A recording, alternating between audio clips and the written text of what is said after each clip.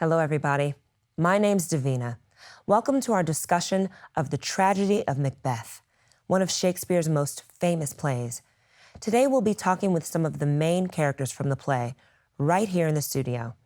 And like the play itself, our conversation is sure to be exciting, surprising, baffling, and disturbing. You should prepare yourself to witness acts of blind ambition and savage violence, to grapple with questions of fate and free will, and even to confront the meaninglessness of life itself. Hopefully, our interviews will encourage you to return again and again to Shakespeare's work, both as a literary text and as a masterpiece of the stage. So let's turn to the play. Macbeth was most likely written between 1603 and 1606, but the action takes place in 11th century Scotland, almost 600 years earlier. Shakespeare wrote the play partially as a tribute to James I, who was King of England during the time the play was written.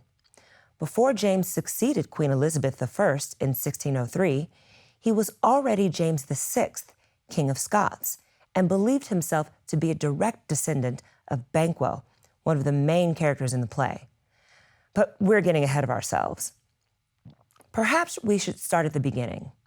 Shakespeare's play opens not with our hero, Macbeth, but with three weird sisters. For more on that, let's go to Ralph. Thanks, Davina, and welcome to the show, everyone. Though I'm afraid I have a bit of bad news. Our first guests, the witches, haven't made it to the studio. Turns out witches aren't the most reliable guests. Well, but never fear. As the witches themselves say in this first scene, fair is foul and foul is fair. So perhaps you're disappointed that the witches can't be in studio with us. That's the foul part. But the good news is we now have time for my slideshow about the history and importance of witches in the time of Shakespeare. You see, for Shakespeare's audience, witches were very much a part of the real world. But I'm getting ahead of myself. Let's go ahead and start the slideshow. Oh dear. No need to cut the lights, just cut to the PowerPoint.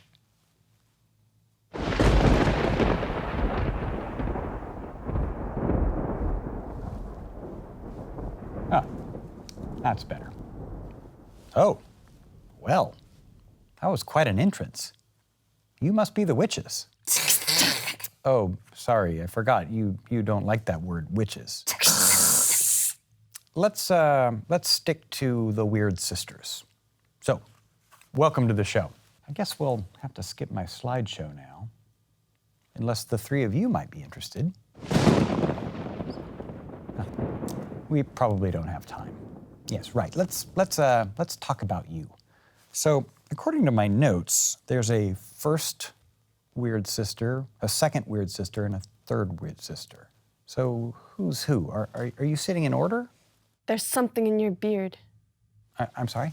Your beard. There's something in your beard. Oh, my. Oh, that's embarrassing. Oh, thank you. Is that? It's still there. The thing in your beard? Let me help you. Oh. Okay, thank you. Ow! What the? What are you gonna do with that? It's gone now. You're just trying to make me nervous. I have to warn you, I'm a man of science, and I don't go in for superstition. When shall we three meet again? I'm sorry, did you just say meet again? We're just getting started here. In thunder, lightning, or in rain? Not so fast. You're here for an interview, and I have so many questions for you about what you just said, for example. What do you mean, thunder, lightning, or in rain? Don't those usually happen together? I mean, I know that witches have a practice of meeting in bad weather. We could have learned about that in my slideshow, by the way. But it's a little strange how you put it. When the hurly-burly's done. Ah, now this one I'm ready for, yes. According to my research, hurly-burly is a way to describe a kind of a commotion or tumult. And it's one of those neat words that kind of sounds like the thing it describes. Hurly-burly. When the battle's lost and won. Right. Now this one I have a question about. as you just pointed out, there's some kind of battle going on, though we're not sure exactly what it is yet. But it's confusing what you just said, when the battle's lost and won. I mean, I guess most battles have a winner and a loser, and maybe that's what you meant. But the way you say it suggests that this one thing, a battle, can be both lost and won, both at the same time. That one thing can be two things somehow. But it also seems that you might just have been referring to two different battles, that there's a battle being lost at the same time that there's being a battle won. And you're just being clever by referring to both battles with the single word battle. Though it's not clear at all, from what you say at least, what these different battles would be, or who's winning and who's losing. So that's the perfect thing to clear up in an interview like this. That will be ere the set of sun. Oh dear, we really need to slow down. So ere the set of sun just means before sunset, which is pretty soon, presumably. But what about my question about lost and won? I think it would help a great deal if we could just clear that up right now. Where the place? Upon the heath. Oh, yes, a heath. So that's just an open field with some shrubs and grasses. There to meet with Macbeth. Okay, well, now we're talking. Now, there's a lot to clear up here. So first of all, why are we going to meet with this Macbeth guy? He's involved with the battle, I assume. And did you three have something to do with this battle in the first place? I come, Great Malkin.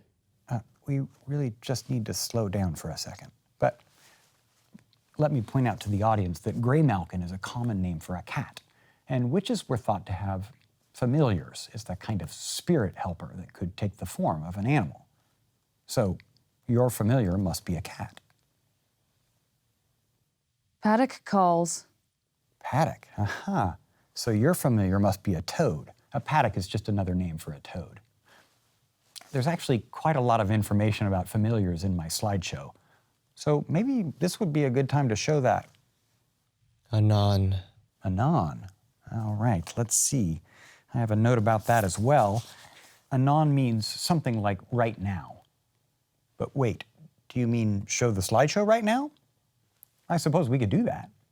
Fair is foul and foul is fair. Wonderful.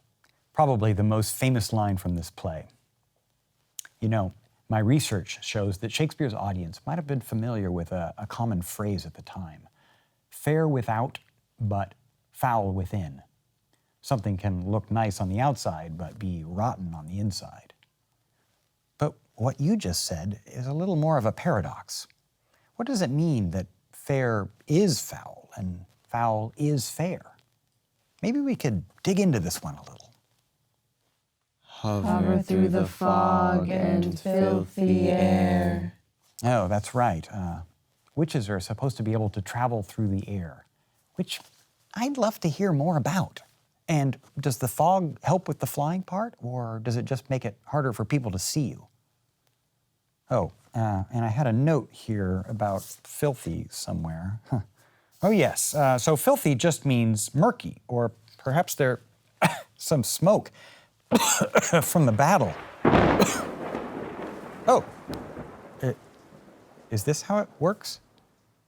Huh. Well, not my greatest interview, but foul is fair. Good thing I have a slideshow prepared. Oh, sorry.